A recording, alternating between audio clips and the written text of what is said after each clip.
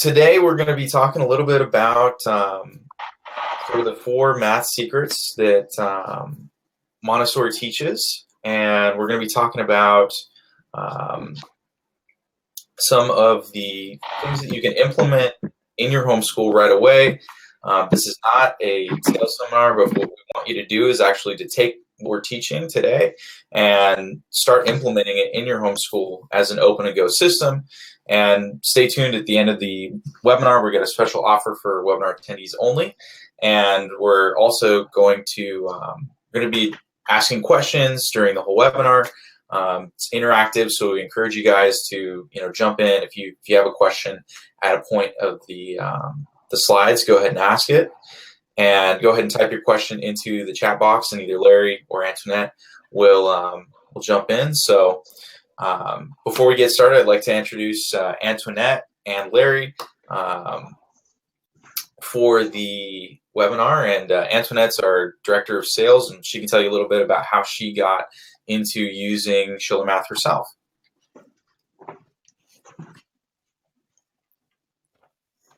Thank you, James. Well, many moons ago, I started off homeschooling, trying to do Montessori in the home on my own.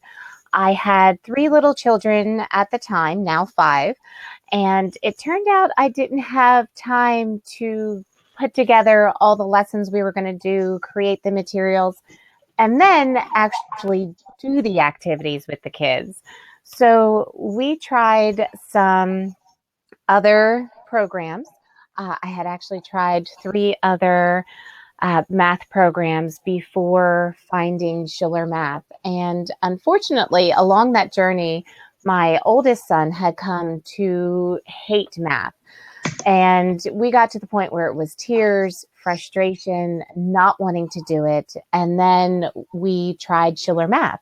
And he was literally hooked on his first test. He just had this look of amazement because he was a little bit older. We were using the test to place him.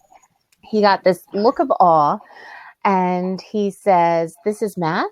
I like this. I'll do this." And he went from not liking it to asking to do math first every day. So I can tell you my own experience has just been phenomenal.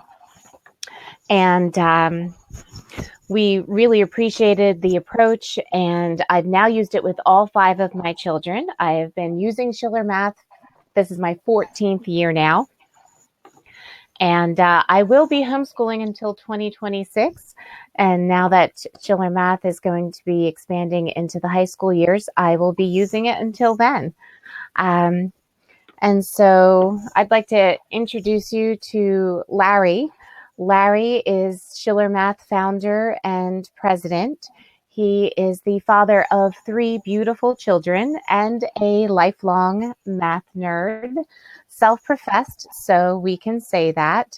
Larry pulled off a perfect score on the math SAT, went on to earn a math degree from MIT, then a business degree from the Harvard School of Business.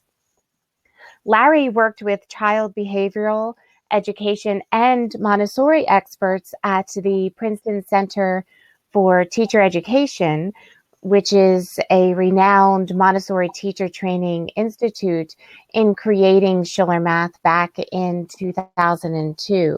Since then, thousands of parents and educators, myself included, have seen the often spectacular outcomes that result when children use ShillerMath, and we invite you to join in our mission to make a difference for America's math students by helping kids learn and enjoy math. Larry? Thank you, James and Antoinette, and welcome everyone to the Montessori Secrets webinar. People are often curious how I started ShillerMath, and Antoinette gave you a little background on that. And as she implied, I've loved math ever since I can remember. When I was 5, I used to ask my mom to give me math problems and help me find math books at the library. But I was confused why no one else seemed to share my joy. And that's when I really started ShillerMath, with a mission to help other kids love math as much as I did and still do. Releasing the math curriculum 15 years ago just made it official. And I have to thank Maria Montessori for that, because we both wanted to find ways for kids to love math. And since Maria Montessori opened her first school in 1907, and literally millions of children have used her methods since, I figured, well, why reinvent the wheel? So I read every Montessori book and attended every Montessori lecture I could find. I went to Montessori classrooms, interviewed teachers and students. I probably could easily be certified with all that study and research, but I wanted to make a difference beyond a classroom of 30 kids and provide a way for parents who may never even heard of Montessori to benefit without having to do all the research that I did. That's when I came up with the idea of scripted lessons, affordable but high quality manipulatives, and this open and go approach and concept that ShillerMath parents love so much. So if you're a parent with children of ages 3 to 6, this webinar is for you. And in just 1 hour, I'm going to show you specific tips and strategies for your children to reach their full potential. And if you're one of the many math-phobic parents who stress out when it comes to teaching math, I want you to take heart. So many parents have told me how frightened they were to teach math because they were worried their kids would inherit their fear as if it were like some kind of disease. With ShillerMath, their problem was solved, and today you'll learn why kids and parents struggle with math, why they don't have to, and what you can do so that your kids will stop struggling and start excelling at math. My goal today is to provide actionable tips and techniques that you can implement starting right now in your homeschool, including that cute song you heard at the top, which I'll get to shortly. But first, I want to introduce a key Montessori technique that works wonders to eliminate stress with math or anything else. It's called the 3-period lesson, and it's always used to introduce something new, say a hexagon. Now, you all have received our free college ebook for 3-year-olds. We're looking to get 3-year-olds into college, and so this comes from that. But this is Montessori. This is what Montessori calls naming. And we'd hand the child a hexagon and say, "This is a hexagon." Now we let the child explore without any prompting. Let the child figure out how many sides it has, how well it fits or doesn't fit with other hexagons, maybe even ponder why it's called a hexagon. The key to this is to let the child experiment, play, absorb, make mistakes, do it, just explore. This is not the time to teach. The show me, the thing has a name now. So it's time to build recognition and association. Now we're going to start really building connections in the brain.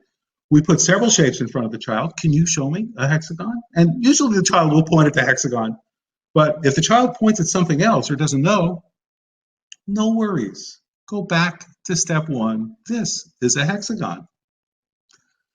As if it were for the first time. The 3rd period is what is. We'll know the child gets it when the child has what Montessori calls recall. Point at a hexagon. What's this called? If the child knows, great. Next lesson, please. Otherwise, no worries. Go back to step 1. This is a hexagon, as if it were for the first time, and then just go through the 3 steps. Easy peasy, no stress. Now, tomorrow's a new day, and kids aren't computers. They forget sometimes. And if they do, oh, this is a hexagon. The trick to making this work, because parents want to help, they want to explain, is to understand that you help by not explaining in the beginning. You help by having your child discover things for him or herself. It might help not to think of yourself as a teacher, but more of, say, a learning assistant, crafting the ideal environment, not only for you to teach, but for your children to learn, which may go a long way towards explaining why public schools don't work very well. And why Montessori schools, with their respectful environment, have tiny chairs, tables, sinks, and toilet seats. It's actually not a pleasant, comfortable, I don't know about pleasant, it's not a comfortable place for an adult. As a parent, you have incredible power to influence your students' education. The 3-period lesson is a great way to use that power. It's part of the Montessori philosophy that says, teach, don't correct. Because when students learn to identify their own mistakes, they're really learning. We'll talk about mistakes and how to deal with them in an upcoming webinar. Now, parents who use a 3-period lesson are well rewarded with very curious and capable children. Well, the kids may still write on the walls, but your home will be a learning palace. Now, a key feature of Montessori is individualized pacing, not this one-size-fits-all stuff.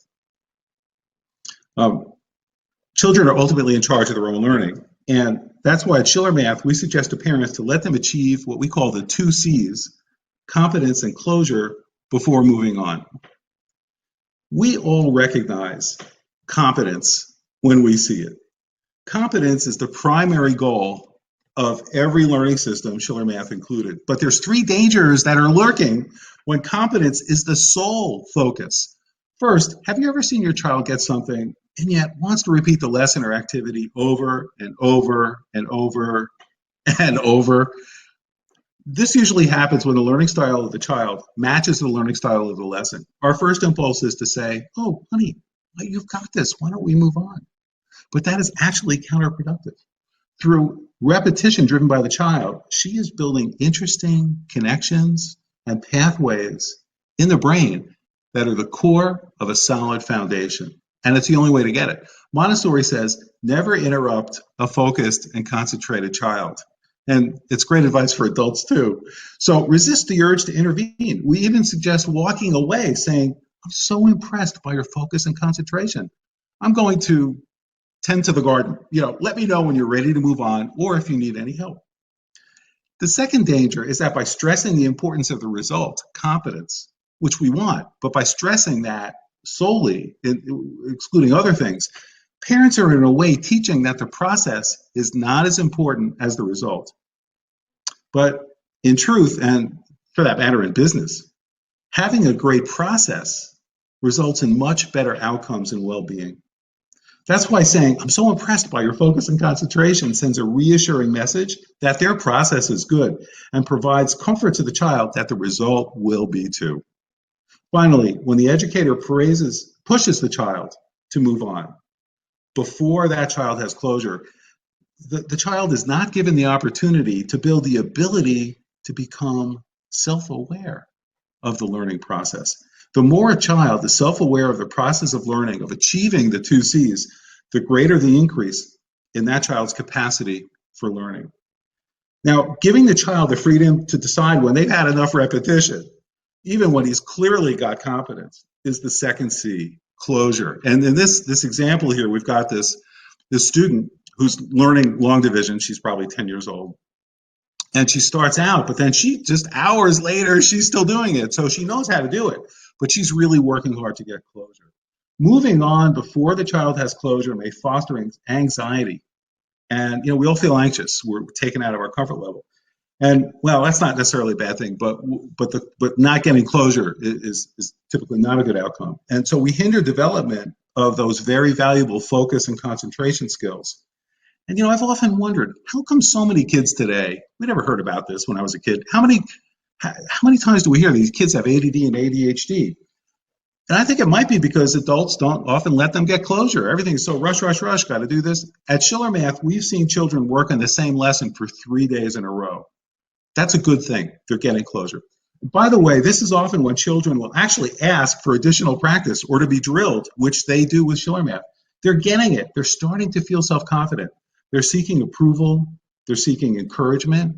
And they're seeking praise from you. And by all means, give them all three and give them all the drills they can handle. Again, keep in mind that you may have closure, but resist the temptation to assume that the child does too. It's hard. We all want to, be helpful and rush in and do things. But your patience will be rewarded with a much more self-confident and capable child. And let's see what happens in a typical classroom. The teacher observes that the student has achieved mastery and encourages the student to move on. After all, there's a schedule to keep or the bell rings. Either way, the student is left with the anxiety of not achieving closure. By letting students delve into the work they enjoy, we're encouraging them to build their focus and concentration skills, which is a cornerstone principle of ShillerMath and Montessori, and one that you can use starting in your home right now. When the student develops the ability to know when he or she has both competence and closure, the 2 C's, that's a sure sign of a top-notch educator. Now, we've identified in talking with thousands of customers that there are 3 lesson outcomes.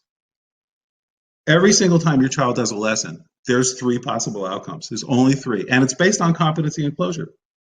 And a lot of times, typically in a homeschool classroom, these have negative consequences, all 3 of them. Here's how you can turn those negatives into positives. There's 3 cases. The first one, fast competency and fast closure. The child gets it, but wants to move on. And this usually happens when the learning style of the child does not match that of the lesson. For example, if the child's primarily kinesthetic, which most kids are, and the lesson is visual or involves writing, which is hard for those fine motor skills to get developed, they tire easily. Here, the child wants to run around and jump and dance, and, well, the lesson requires them to sit and just hold a pencil and draw something. So they get it. But repetition or drilling in this case is not appropriate because it would just foster frustration. It's making the child do something they don't really want to do, they don't have any interest in doing, and there's no benefit that results from forcing them to do it. After all, they got it. So it's best to move on in this case and wait for another lesson that covers the same material from that kinesthetic learning angle or a learning style closer to the child's. With ShillerMath, students often cover 10 or more lessons in a row in one sitting, and they avoid the boredom from drilling a lesson that they've already learned and achieved closure on. Fast competency and fast closure means next lesson. Now, this is case number 2, fast competency and slow closure, and we've covered this case. The child likes it and gets it and wants to do more. Enough said. We let them do their thing. The third case is when they don't get it. There is no competency. What is, what's the thing to do here? They don't get it, closure or not. And the 3-period lesson's not sticking. So in this case, the most likely explanation is that the child is simply not developmentally ready for this lesson. Another possibility is that there's a learning style mismatch. No amount of prodding is going to change that reality. So it's just not time. So whatever the cause, we suggest putting that lesson aside for now, marking it as a lesson to revisit on the completed worksheet, which comes with every lesson book. By all means, continue to revisit that lesson every few days until the child's developmentally ready to absorb it. And also with ShillerMath, the child will get a second, third, and even fourth shot at understanding the lesson material because that same concept is going to be revisited with the different learning styles that are eventually going to match the students. By itself, drilling does not promote understanding. When the student doesn't get it, the worst thing we can do is drill. Because what's the result going to be? It's going to be low self-esteem, unnecessary anxiety. The child's going to be thinking, what's wrong with me? I can't get this. What's wrong? I'm different. What's something wrong with me? What an awful way for a child to think. Better to say something like, oh, I see that you were not developmentally ready, and actually use the word developmentally ready for this lesson. Let's put it aside for now and revisit it in a few days. Maybe you'll be ready later. At this point, even if they don't quite understand the language, a child will usually take one of 2 attitudes. I'm not quite sure I understood what you said there, but I got the part about putting it aside for a few days, and I like that. So in this case, great. Just make a note to revisit this lesson on the completed worksheet.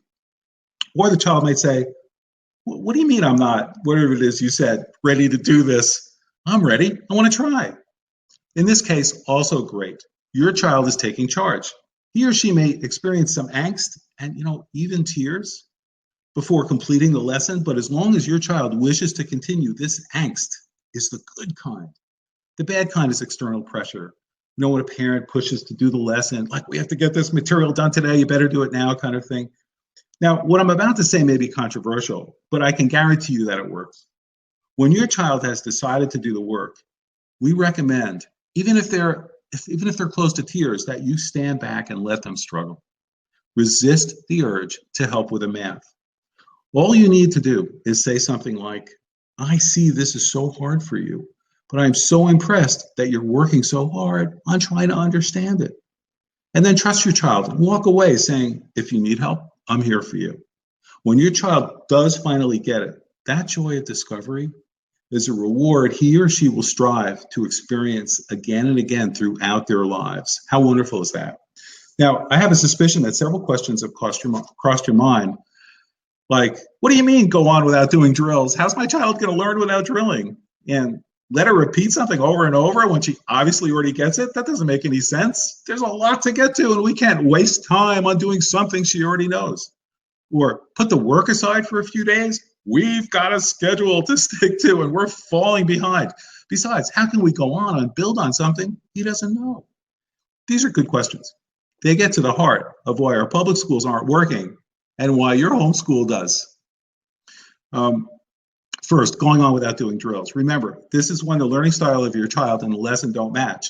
Your child got the lesson but doesn't want to drill, and that's okay, because we cover all the concepts from all the learning styles. Sooner or later, your child will see that same concept with a different learning style, and they'll want to do it over and over. When a child does a lesson quickly, wants to move on, but is forced to drill, only negative emotions result. Feelings of boredom, even disrespect. Better move on quickly. Build a positive sense of self-awareness, accomplishment, and a desire to do more. And finally, if a child isn't able to do a lesson and decides that, well, she's not ready for it, forcing the issue is external pressure that does not result in good outcomes for a child or a parent. And yet that's what we see in public schools every day. These 3 lesson outcomes all have negative consequences in public school because they have fixed time lessons for 45 minutes as a class. You get it or you don't, 45 minutes, that's it. Tomorrow's a new day. Let's go for it. Here's the tracking sheet that I was referring to that comes with every lesson book. And the student even initials it, so they are vested in this process. Now, Montessori talks a lot in her books about respectful language. And maybe it's time for some more unconventional Montessori wisdom. So, I don't know about you, but I don't like being bossed around, being told what to do all the time. And I'm pretty confident my children have felt the same way. Montessori suggests that educators be very careful with their language, both spoken language and body language. And so we recommend not using the word should, need to, must, ought to, things like that in the lessons because they're inconsistent with the student being in charge. And these words and phrases tend to sap a student's internal strength and motivation, which is definitely something we don't want to do. So when we're tempted to use these phrases, because it is part of most people's language, instead consider using the word may. And we have a list of common phrases that Montessori, thinks are not respectful, and then ones that she recommends that are respectful. And I've updated it for, kind of today's language. But, instead of saying something like, you should put your work away, or, you need to make your bed, it's like, you may put your work away, or you may make your bed. Now, and I'm even using that language as speaking here. And, so this is very controversial, actually, because a lot of people say, look, these kids have to learn that they got to do stuff. But in fact, they do have a choice, no matter what your tone of voice is. The reality is kids have a choice. They don't have to make their bed. And we're not going to physically force them to do it. So they really do have a choice. Another great technique is asking a question, the Socratic method. Oh my gosh, is that so wonderful? And so instead of saying you ought to put your work away, you could say, do you think it's a good idea to put your work away when you're done? And consider the consequences. Montessori recommends speaking to a student only after making intimate eye contact. This is really something we harp on. We have a language arts kit, and we talk a lot about that in there. This type of eye contact only occurs when both your set of eyes and your child's set of eyes are at the same height, same level. It doesn't work if the parent is standing above or even below the student. So that said, achieving same level eye contact by bending at the waist and bending your head down doesn't imply the respect that's required for the student to engage readily. So instead, sit or bend at the knees, which is also better for the body. Now, when speaking, Montessori also suggests that we be aware of our tone of voice. Adults achieve best results when using a calm and respectful voice, even when the expectations are non-negotiable. The volume of one's voice makes a difference in how the students respond. Students are used to adults speaking loudly. When a parent first uses a low volume voice, she commands attention because the child may find it extraordinary. And after the novelty wears off, the warm and supportive communication, even when firm, still promotes student attention and responsiveness. People in general tend to respond and listen better to a low volume voice. I mean, I've tried this in meetings, and the results are pretty amazing. It's like everybody sort of strains to hear what you're saying. You say it in a low voice, and everybody else is speaking loudly to command attention. It's actually effective with adults as much as children. Finally, with Montessori, it's about helping children grow as they're developmentally ready. So we don't want to give them choices that aren't developmentally appropriate. We're not going to give them a choice to, you may wait for the car to cross the street. We could say that, but if they're going to start crossing the street, we're going to intervene. And because that's not, we want to be sure it's developmentally ready. So when a student can read on his or her own, the student may, if he or she desires, begin self-study. Parents are always surprised and pleased when this happens with their 6-year-old. And it does happen. And it's a great way to help them grow up pretty quickly. All right, so I wanted to play another song for you. Hopefully you can hear this. Maybe in the comments you can let me know if these songs are coming through. We're two aliens from outer space, trying to look at numbers of the human race. Two kinds of numbers, even and odd. Once we learn them, we return to our pod. 2, 4, 6, 8, even. 1, 3, 5, 7, 5. 2, 4, 6, 8, even. So this is one of the songs that comes with Kit 1. There are 25 songs on an audio CD. But different people learn the same thing very different ways. Some are visual. Pictures tell the whole story. Others are tactile. You know, if they can't touch it or feel it, they're not going to get it. Some are auditory. They learn by singing to songs, learning the words. But if they don't hear it, it's not going into their brain. And others, boys usually, but lots of girls too, are kinesthetic. If their bodies are moving, turning, twisting, running, jumping, or shouting, they're getting it. The typical math curriculum only reaches about 30% of the brain because the children are mostly looking at pictures and occasionally working with manipulatives, and the auditory and kinesthetic learning styles aren't addressed. By using all those styles, we can reach 100% of the student's brain and build that solid math foundation. Now, by using their hands, students fire a completely different set of neurons in the brain. These are the neurons near the surface of the skin, not to be confused with neurons in the large muscle groups like our thighs, our abs, and our shoulders that kinesthetic activity fires. Completely different part of the brain. I hear a lot of people confusing kinesthetic and tactile, and they are not the same thing. Kinesthetic are large muscle movements. Tactile is the skin. Now, the kids who have a tactile learning style like to play with manipulatives, but it's important that the manipulatives they play with have a wide variety of weight, size, color, shape, texture, volume. I'm sure there's some other things, because that variety will maintain their interest over time. It's one of the reasons the ShillerMath kit weighs 20 pounds. And it's critical for children to have manipulatives that keep up with their developmental changes. A curriculum that comes with one primary manipulative, for example, I don't know, an abacus, often results in kids quickly getting tired of working with that one manipulative, and then the curriculum doesn't get used. So as a parent, it's not that important for you to know exactly what your child's learning styles are, because for one, they change over time. But they're going to gravitate towards it, whatever it is. But also, it's really important, even if your child is, say, visual, that they be exposed to kinesthetic, tactile, and auditory lessons, because we want to work all portions of the brain. And with ShillerMath, you have that confidence that every single concept is covered from all the different learning styles. And besides, the songs are pretty catchy. Now, fun fact of the day. Let me just pause for a second and see if there's any questions that people have. Do a quick audio check. And make sure that you all can hear me okay. If there's any issues, please note it in the comments, and we'll do our best to respond.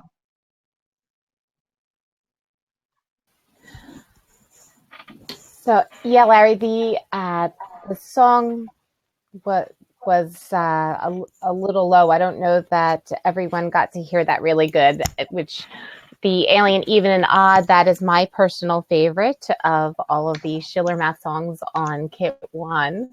And then Lauren had a question about if one kit works for everyone. And so we did cover that. And then also about how often things are, once someone has closure and competency on something, how often those concepts are revisited within the curriculum. Great. Well, as far as the 2 C's are concerned, it's almost every lesson. Because whatever it is that they're learning, we want to remind the parent and the child of the importance of understanding what those two things are and being self-aware of when the student has actually achieved them. You know, one of the things about that, just to riff on that for a second, and I don't cover this because in this webinar so much, let me just mention it here and just let you know, in an upcoming webinar, we're going to talk about mistakes and the great value and wonder of mistakes. But, you know, when kids are working on something, um, when they make a mistake, that's the hugest opportunity for learning. And a lot of times there'll be these drill problems, and the kid wants more, and the parent says, "Well, gee, ShillerMath might have had 50 on that page, and we finished those, and the kid still wants more." What do you do? A great thing to do is have the child create problems for you to solve in the same type of problems. And what happens a lot is that the student will create problems that are a little bit different than what we're teaching in the book, and they might actually be impossible or something else about them that makes them really different. And boy, when they realize that, they realize the richness of what they're working on. And that's the associate, it's like kind of step two, where they're getting that association and relating it to other things. So by making mistakes, kids really understand what it is they're talking about and what the boundaries are of that. And you don't see that in public schools. So a teacher might just say, "Well, that's a different, subject. You're confusing this and that." And it's like, and they let it go, and they don't. That's richness, and that's a place where you want to pick up the rug and go there. So that's one of those examples. That's part of what 2Cs is about, as we extend it to later grades and higher level thinking. So I hope that helps. Yeah, and with the kids creating their additional practice problems, I've also seen how when they're doing that, they think about the concept in a way they wouldn't have otherwise. So there is a lot of benefit to that. Yeah, great point. Absolutely right. So, and all this thinking also can be related to this notion of concrete to abstract, which is a key Montessori principle. And fun fact of the day, the frontal lobes do not fully develop until age 26. Car rental companies certainly know about this. The frontal lobes are where critical thinking takes place, and that's an abstract, thought process for sure. When a child is very young, they learn through concrete play and work. They play with blocks, they paint with colors, they dance and sing to music, they listen to the sounds of our world. They're learning using their bodies and senses. So when we work with our children, we will have best success when we move carefully from concrete to abstract in small steps. We move too fast, we'll lose the child. Keep in mind that fantasy and abstraction are two different things. Children are extremely creative with fantasy play from an early age. Abstraction takes time to develop. Now, Antoinette has this wonderful example of 4-digit addition, going from really starting concrete with using our decimal material at ShillerMath. So let me load this up and play this for. We're going to take a look at a problem doing 4-digit addition with exchange, that carrying. Now, before doing a problem like this, the child would have played the exchange game, where they're exchanging 10 ones for a 10, 10 tens for 100, and 10 hundreds for the 1,000. And doing that both ways and getting really comfortable with exchanging out those place values. Now in this problem, we're taking 2,345 and adding that with 1,483. The book takes you through exactly how to lay these out, asking your child to get the materials and the cards from your materials bank and the numbers bank. So once the child has everything laid out, then you're going to have them do exactly with the manipulatives in the concrete the ultimate goal of what they're going to do in the abstract. So we're going to bring down our ones. So we've got the 5 and the 3. So they're going to bring down the physical manipulative, and that's 8 ones. They'll lay out the card for that. Then we're going to take our 10s and bring those down. So we've got 4 and 8, and that's 12. Well, at this point, the student knows that, okay, well, once I get to 10 of any of the place values, I need to exchange that. And so they're going to take 10 of those hundreds, leaving the 2 10s there, and exchange those for 100. And that manipulative will get placed above the hundreds column, exactly like they'll do later on abstractly with pencil and paper. Then we're going to bring down those hundreds. So the 1, the 3, and the 4. So we've got the 800s. And then we're going to bring down the thousands. 2 and the 1. And so that's 3,000. And so we've got 2,345 plus 1,483 equals 3,828. Beautifully concrete illustration of a usually abstract concept.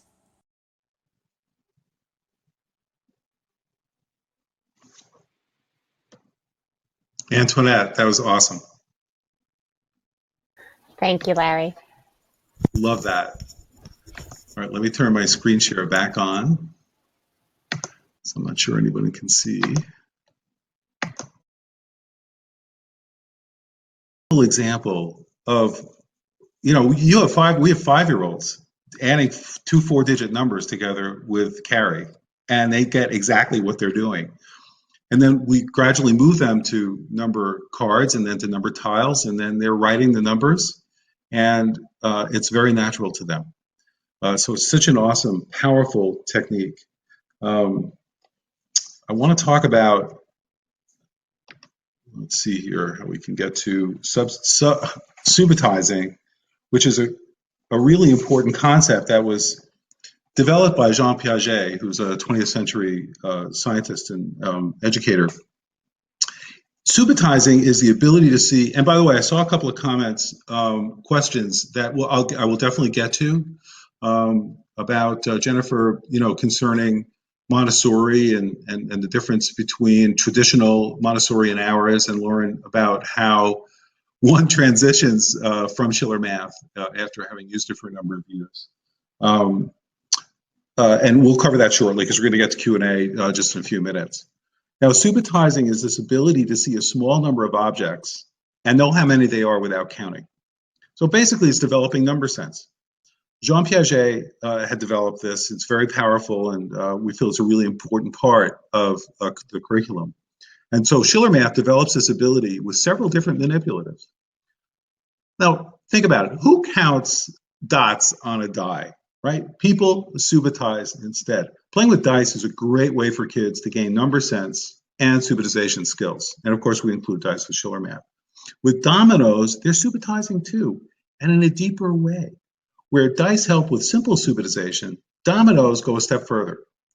With ShillerMath's double 9 domino set, when a child sees a 9 domino with 3 rows of 3 on each side or one of the sides, they're actually subitizing multiplication. How cool is that?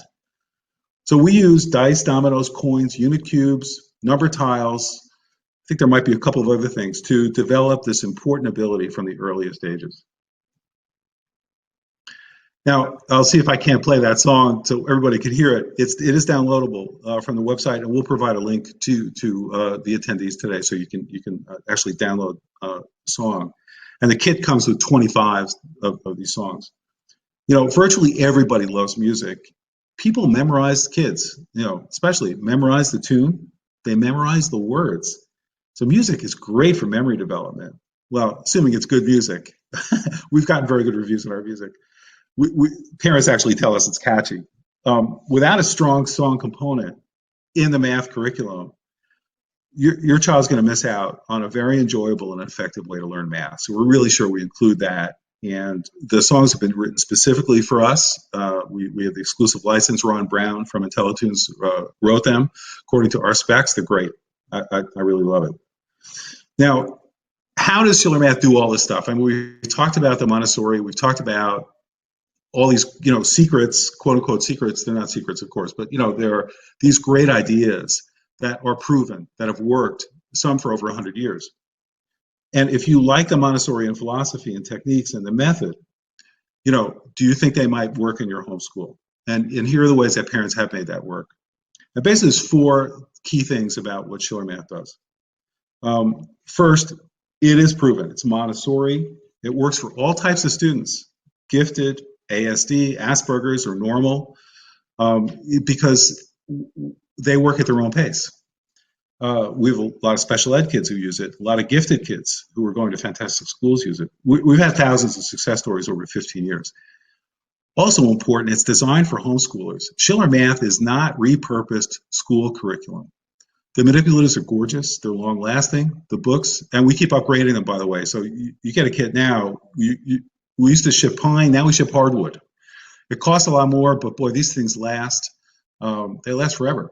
The books include prescriptive diagnostic tests that pinpoint holes and then prescribe the exact lessons to fill them. We've got a facility on the website. Just check off what they got wrong. It'll give you customized lesson plans. Fantastic. So time saving.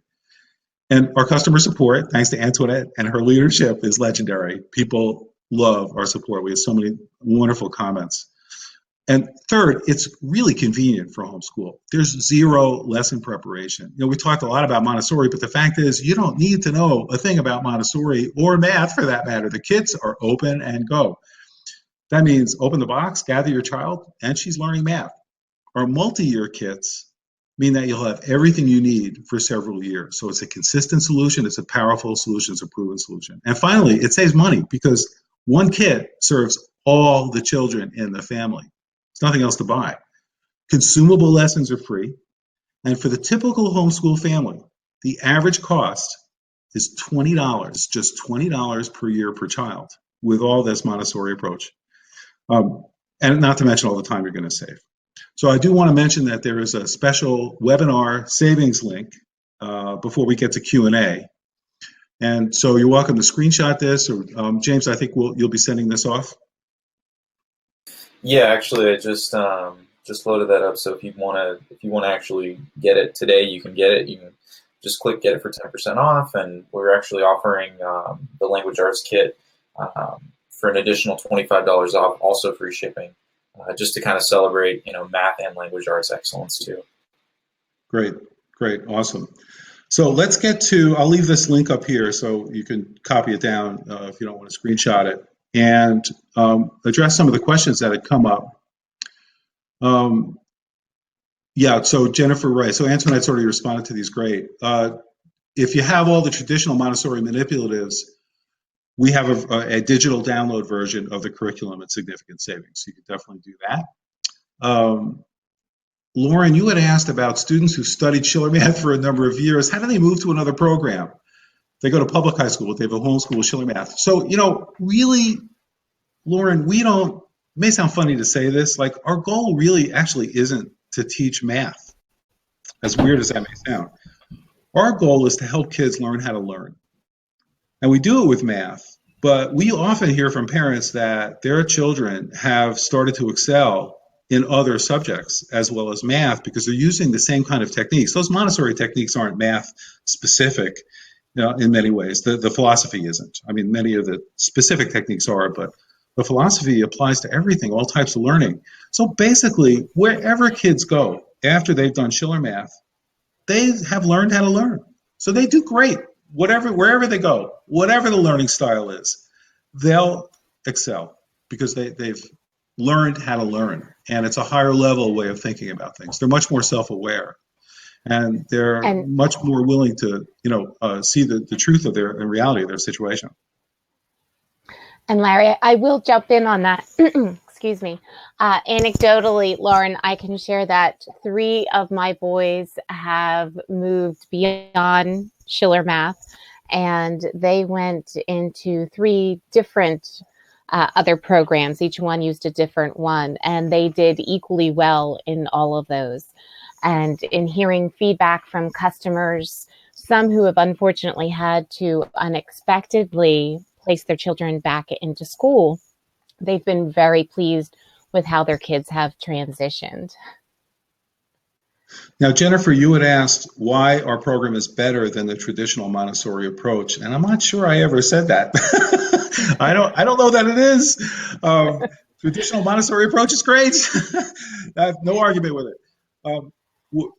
What we've done, though, is to solve a particular problem, which is that by and large, homeschool families are unable to afford $30,000 to outfit their classroom. And so what we wanted to do is provide homeschool parents with the, as many of the benefits as possible of Montessori without breaking the bank or, robbing a bank. So what we've been able to do is put together for just a few $100s, that's a multi-year kit with the key Montessori manipulatives. We obviously don't include everything that's in a classroom. But we did talk to Princeton Center for Teacher Education very carefully about this. I mean, we consulted with them. They consulted with us, I'd say, about, we consulted with them to get the right set of manipulatives, given that we weren't going to be spending $30,000 to provide this to parents. So I hope that helps. Traditional Montessori approach is great, but I would say with ShillerMath and going through our curriculum, you get, by and large, the traditional Montessori approach. Even though, you don't have to be Montessori trained for that. I'm trying to see if there's other questions here. And there was, how soon is the lesson revisited after closure? So it's, we have a concept list and a manipulatives list in the back of each book. And if kids want to revisit lessons or go through them, all the learning styles at once, you could do that if you want. And it's all clearly laid out how you can do that. But it's really up to the student. But go ahead. Oh, sorry. Just, you had mentioned the concept and the manipulative indexes. So I just wanted to mention, if, families are already doing Montessori at home and just looking to make it easier with ShillerMath, and the kids are used to choosing their own work, those indexes are fabulous for making that easy. So if they want to work with a particular manipulative, you can look that up and see all the activities that use that material. Or if they want to work on a particular concept, then you can see all the lessons that teach that. So there's a lot of built-in ease of flexibility. If you have, so we're coming up to the end of the webinar. Are there any other questions that we can answer here? If you have additional questions, and something, I wish I asked this after the webinar, feel free to email me directly or call our toll-free number to get our legendary support. And our expert support line will be able to help you with your particular situation.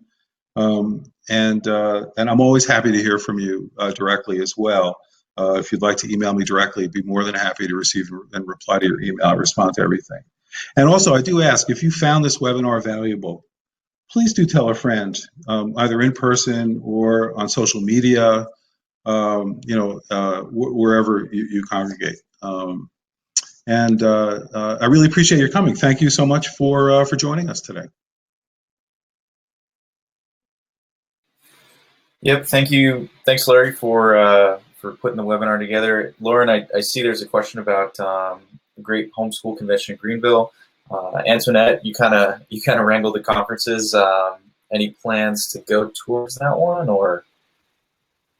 Yes, we have been exhibiting at the Great Homeschool Convention in Greenville. We've been there the last few years, and I believe that is on the schedule for next year as well. Perfect. So yeah, if you guys have any more questions about either Montessori or ShillerMath, feel free to email Larry, or you can email Antoinette at ShillerMath. And we'll also follow up. I got the alien, even, and odd, so you should be able to hear that clearly when we send out kind of the follow-up in about 2 hours with the slides, as well as the song that you can listen to and download. So I think that's about it. Larry, Antoinette, you guys want to say anything before we go ahead and log off a little early? No, just thank you, both James and Antoinette, for helping coordinate this and make this really valuable for our ShillerMath prospects and customers. Really appreciate your hard work. Yeah, thanks a lot, guys. Definitely great to have you on. Thanks for asking questions. It's great. Thank you. So, all right, see y'all later. Thank you, everybody. Have a good one. Bye-bye.